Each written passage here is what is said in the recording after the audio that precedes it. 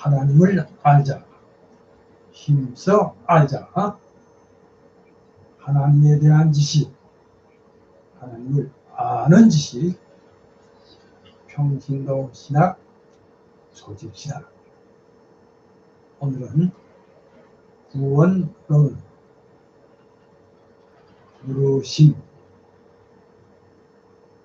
일명, 소명, 이렇게 제목을 올려드립니다.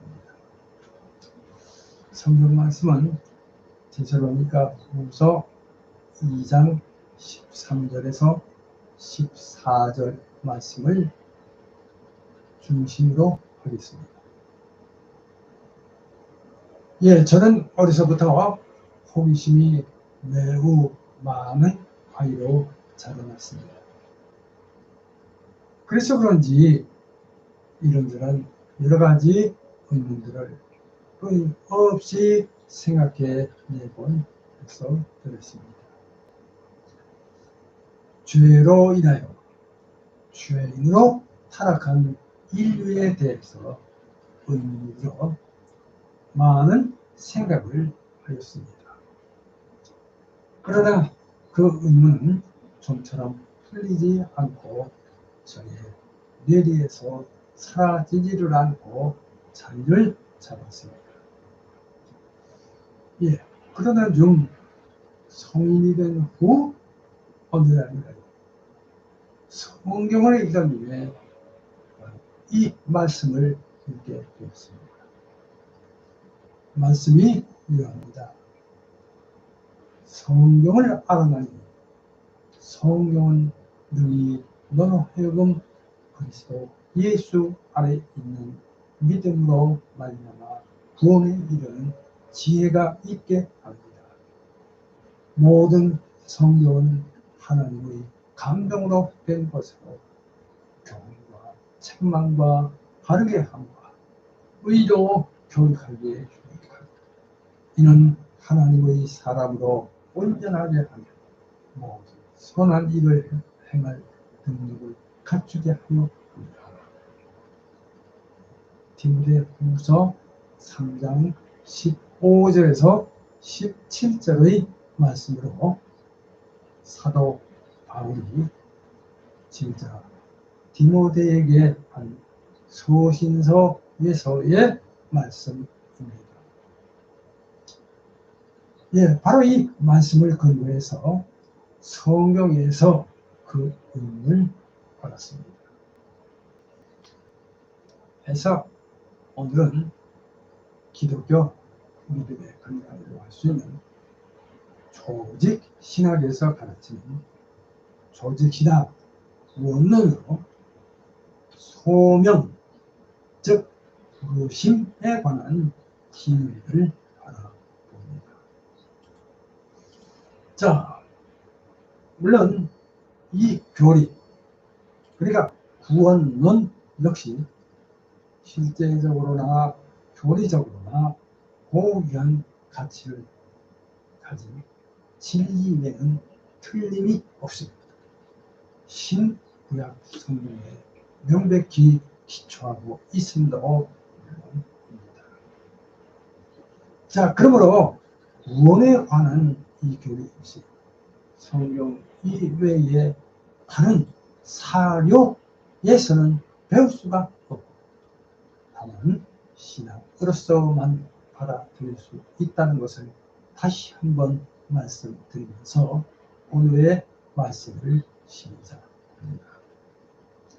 자, 제가 배운 조직신학에서 자, 구원론 하면 예, 구원의 9단계라는 구원에 있어서 소명, 중생, 회심, 신앙, 칭의, 양자, 성화, 견인, 영화 이렇게 9가지가 연상됩니다. 그래서 그 앞자 한 자씩만 외워서 소, 중, 회, 신, 칭, 양, 성, 견, 영, 이렇게 한 줄로 외웠던 것이 생각이 납니다. 자, 그래서 하여튼 이 소명 하면 일반적으로 자, 부르심이란 하나님께서 죄인으로 하여금 그리스도를 통하여 제공된 구원을 받도록 초대하시는 하나님의 은혜로운 행위라고 정의할 수가 있겠습니다. 자, 이렇게 하나님은 죄인을 불러 그리스도인이 되게 하십니다. 할렐루야. 따라서 자, 모든 그리스도인은 하나님의 부르심을 입은 자입니다. 로마서 1장 6절에서 7절 참조하시면 해서 이것을 일명 자, 소명 혹은 부르심이라 칭합니다. 그리고 이 부르심, 그러니까 소명은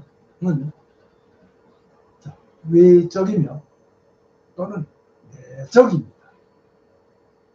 그래서 이 소명은 자, 외적으로는 예, 복음의 전도로 인하여 또 내적으로는 성령의 사역으로 인하여 주어집니다. 자, 그럼 먼저 이제 1번입니다. 1번 외적 부르심 이렇게 해서 외적 소명 이렇게 제목을 올려드립니다. 예, 성경은 다음에 여러 성들에서 이에 대하여 말씀하고 있습니다. 자, 마태복음 28장 19절, 22장 14절 등 여러 말씀들이 있습니다. 이들이 참고하시기 바랍니다. 예, 이것을 흔히 복음의 외적 소명 혹은 보편적 소명이라고도 합니다. 자, 그러니까 즉 하나님의 말씀을 듣는 모든 사람에게 차별 없이 임하는 부르심입니다. 할렐루야. 자, 여기서 외적 부르심이란 죄의 용서와 영생을 얻기 위하여 믿음으로 그리스도를 영접하도록 하는 열망적인 권고로서 주인들을 향하여 그리스도 안에 있는 구원을 제시하고 제공하는 것이다 할 수 있겠습니다. 자, 그래서 이 외적 부르심은 외적 소명 보통 복음 전도로 표현됩니다. 마가복음 16장 15절 말씀 참조하시기 바랍니다. 자, 성경 말씀 디도서 1장 3절 말씀입니다. 제가 한번 읽겠습니다. 자기 때에 자기의 말씀을 전도로 나가내셨으니. 디도서 1장 3절 말씀. 자, 그러므로 외적 부르심은 죄인들에게 그리스도의 구원을 선포하고 제시하는 것입니다. 정의. 그러니까 즉 믿음으로 그리스도를 받아 사죄와 영생을 얻으라고 하는 열렬한 권면입니다. 특색 참고하시겠습니다. 예, 따라서 이 정의로 보아 자, 외적 부르심은 이제 다음에 세 가지 요소를 포함한다고 볼 수 있겠습니다. 그럼 자, 외적 부르심의 3요소 이렇게 말씀드리겠습니다. 자, 그럼 먼저 1번입니다. 1. 복음의 사실과 복음적 개념의 공고한 교리 제시 이렇게 말씀드립니다. 그래서 십자가, 부활 이렇게 기억하시기 바랍니다. 자, 그러면 두 번째입니다. 두 번째는 회개하고 예수 그리스도를 믿게 하는 회개와 믿음 이렇게 말씀드립니다.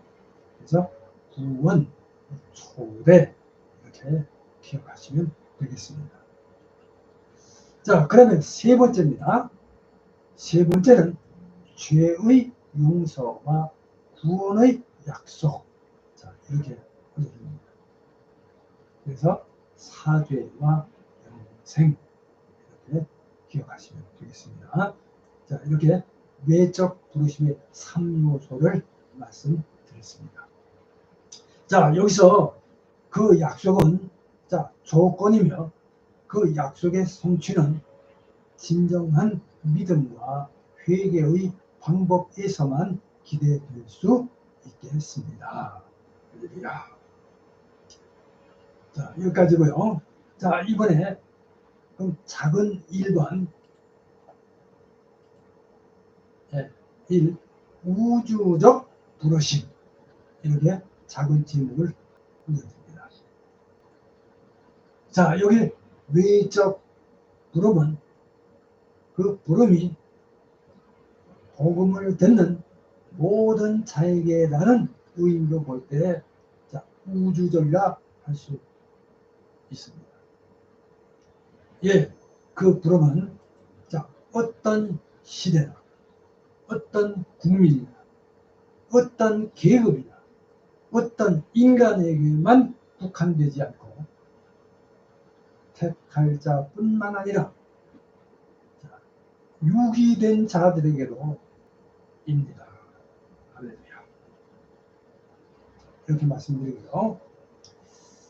자, 성경 말씀 이사야서 45장 22절 또 55장 1절 등 여러 말씀들이 쭉 있습니다. 일일이 참고하시기 바랍니다. 자, 그러면 작은 2번입니다. 두 번째, 이 진정한 부르심 이렇게 작은 제목을 하나 더 올렸습니다. 자, 그러니까 자연적으로 이 부름은 하나님으로부터 내려온 것으로서 진정한 의미를 가짐을 말씀드립니다.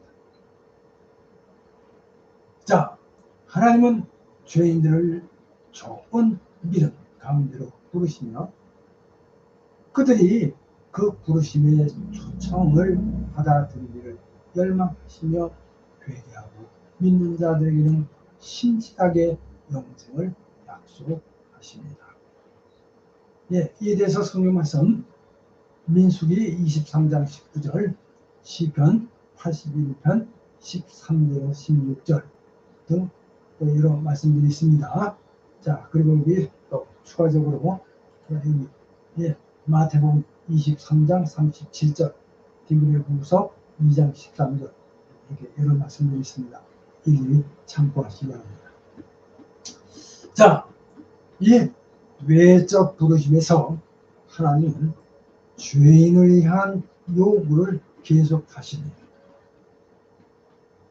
자, 만일 인간이 그 부름에 반응하지 않는다면 그 인간은 하나님의 요구를 멸시하는 것이고 그의 죄가 가중됩니다. 또 외적 부르심이란 하나님이 세상의 모든 국민들로부터 택한 자를 모으시기 위하여 정하신 방법입니다. 자, 로마서 10장 14절에서 17절 말씀 참조하시기 바랍니다. 자, 그래서 비록 죄인들이 이 부르심을 욕되게 하더라도 하여간 죄인을 위한 하나님의 축복으로 간주되어야 합니다. 자, 이에 대해서 성경 말씀 이사야서 1장 18절에서 20절, 또 에스겔서 3장 18절, 그리고 19절 이외에 여러 말씀들이 있습니다. 일일이 참고하시기 바랍니다. 자, 끝으로 이 부르심은 죄인을 정죄함에 있어서 하나님을 공의로우시다고 합니다. 그러니까 만일 죄인들이 구원의 제공을 멸시한다면 그들의 죄는 아주 명백하게 드러납니다. 자, 이에 대해서 요한복음 3장 39절, 또 40절, 로마서 3장 5절, 6절, 19절 참조하시기 바랍니다. 자, 그 다음에 이제 두 번째입니다. 2번, 내적 부르심. 그래서 내적 소명, 이렇게 제목을 올려드립니다. 자, 지금 구원론에서 하나님의 부르심에 대해 두 가지 면으로 구별했습니다. 자, 근데 이 내적 부르심이 진정한 부르심이라고 할 수 있습니다. 자, 그러니까 이 내적 부르심, 그러니까 내적 소명이란 성령의 역사로 외적 부르심을 효과 있게 만드는 것입니다. 그래서 이것을 유효한 부르심 또는 특별한 부르심이라고 합니다. 예, 한마디로 좀 간단히 말씀드리면 죄인을 인도하여 구원받게 하시는 하나님의 진정한 부르심입니다.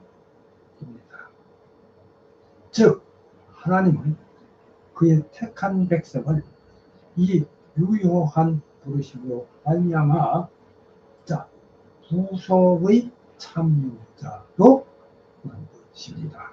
할렐루야. 예, 이 내적 부르심은 항상 성령의 역사로 구원적으로 적용된 하나님 말씀을 통하여 죄인들에게 이릅니다. 이래서 고린도전서 1장 23절, 24절 참고하시기 바랍니다.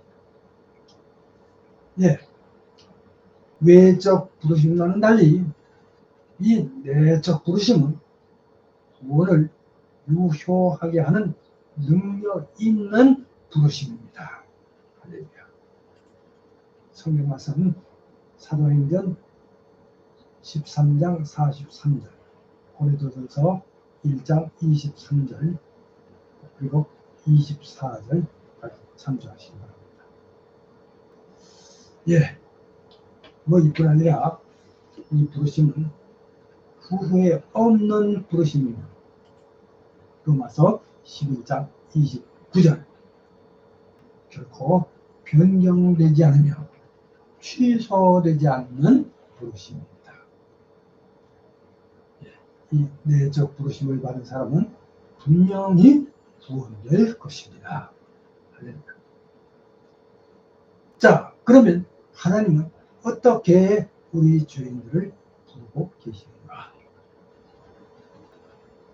하나님의 영, 말씀의 선포를 통하여 그 말씀의 권위를 유효하게 하시고 인간은 하나님의 음성을 듣습니다. 자, 여기서 하나님은 모든 택함 받은 사람들을 그의 말씀과 성령으로 말미암아 가장 효과적으로 부르십니다. 마태복음 10장 20절, 요한복음 15장 26절 참조하시기 바랍니다. 자, 그리고 그것은 성령에 의해서 제공된 지력에 호소하며 인간은 그것을 의식합니다.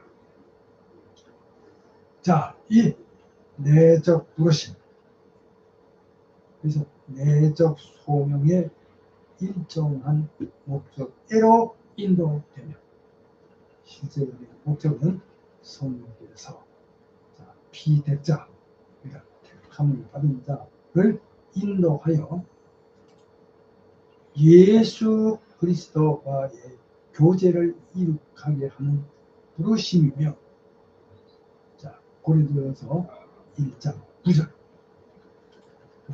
축복을 누리게 하며, 고린도전서 3장 9절 자유를 위함이며, 갈라디아서 5장 13절 화평하기 위함이며, 고린도전서 7장 15절 그리고 그다음에 거룩함을 위함이며, 데살로니가전서 4장 7절 소망을 위함이며, 에베소 4장 4절 영생을 위함이며, 디모데전서 6장 12절 말씀. 그리고 하나님의 나라와 영광을 위한 구원에 이르게 하는 부르심입니다. 할렐루야. 데살로니가전서 2장 12절 참조하시기 바랍니다. 자, 그러므로 이 내적 부르심은, 자, 내적 부르심을 받은 사람은 반드시 구원을 받습니다. 할렐루야. 예, 이제 내적 부르심에 있어서 3대 특징을 말씀드리겠습니다. 내적 부르심에 있어 3대 특징은 다음과 같습니다. 자, 내적 부르심의 3대 특징. 먼저 첫째로 1번 성령의 역사를 통하여 하나님의 말씀이 구원적으로 적용된 부르심, 이렇게 말씀드립니다. 고린도전서 1장 23절에서 24절 참조하시기 바랍니다. 자, 그 다음에 두 번째 내적 부르심의 3대 특징, 두 번째는 능력 있는 부르심, 즉 구원에 이르게 하는 부르심입니다. 사도행전 13장 48절 참조하시기 바랍니다. 자, 이제 마지막으로 세 번째입니다. 세 번째는 후회 없는 부르심, 즉 절대로 변경하거나 취소치 않는 부르심입니다. 로마서 11장 29절 참조하시기 바랍니다. 자, 이제 결론을 말씀드립니다. 결론입니다. 결론. 이상 조직시작 원론의 소명에 관한 진의를 알아봤습니다. 물론 이 역시 여러 가지 특성을 내포하고 있기에 이 교리 역시 신앙의 위대한 신비 중 하나, 인간의 이해를 훨씬 초월하고 있다는 것임을 말씀드립니다. 예, 물론 이와 같은 교리는 성경 이외의 그 어떤 다른 사료에서는 배울 수가 없고 오직 신앙에서만 받아들일 수 있다고 말씀합니다. 자, 하나님은 죄인을 인하여 그리스도를 되게 하십니다. 그래서 모든 그리스도인은 하나님의 부르심을 입은 자입니다. 로마서 1장 6절에서 7절 참조하시기 바랍니다. 자, 이것을 일명 소명 혹은 부르심이라고 칭합니다. 이 소명은 외적으로는 복음의 전도로 인하여 내적으로는 성령의 사역으로 인하여 주어집니다. 여기서 중요한 것은 하나님께서 범죄하고 타락한 인간이 구원에 이르는 하나님을 아는 지식, 하나님에 대한 지식입니다. 신지식, 성경으로 하나님을 알고 믿어 구원에 이르는 은혜에 참여하기를 원하시고 축복하시다는 점입니다.